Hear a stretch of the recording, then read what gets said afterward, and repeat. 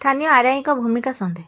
ମାସ ମାସ ଧରି ଦୁଇଟି ଟ୍ରାକ୍ଟରରେ ପ୍ରତିଦିନ ତ୍ରିନାଥ ପଲାଇ ନାମକ ଜଣେ ବାଲି ମାଫିଆ ଦୁଇଟି ଟ୍ରାକ୍ଟରରେ ବହୁଚର୍ଚ୍ଚିତ ହରିସହଦେବଙ୍କ ପୀଠରେ ଥିବା ଐତିହ୍ୟ ବାଲିବନ୍ତରୁ ବାଲି ଚୋରି କରୁଛି।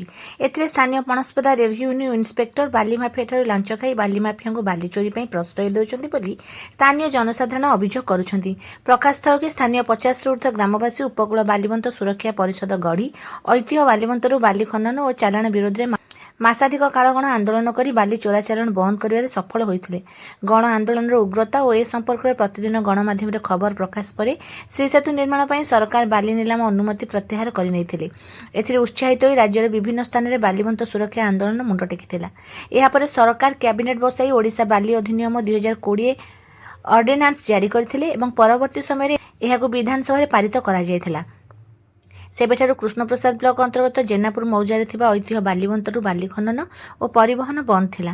ମାତ୍ର ଏବେ କିଛି ବାଲି ମାଫିଆ ଆଇନକୁ ଉଲ୍ଲଂଘନ କରି ରାଜସ୍ୱ ଅଧିକାରୀମାନଙ୍କୁ ହାତଗୁଞ୍ଜା ଦେଇ ଏବଂ ବ୍ରହ୍ମଗିରି ତହସିଲର କିଛି କର୍ମଚାରୀଙ୍କୁ ଧରି ଏହି ଐତିହ୍ୟ ବାଲିବନ୍ତରୁ ବାଲି ଚୋରି କରି ଏହାକୁ ଶ୍ରୀହୀନ କରି ପକାଇଲେଣି।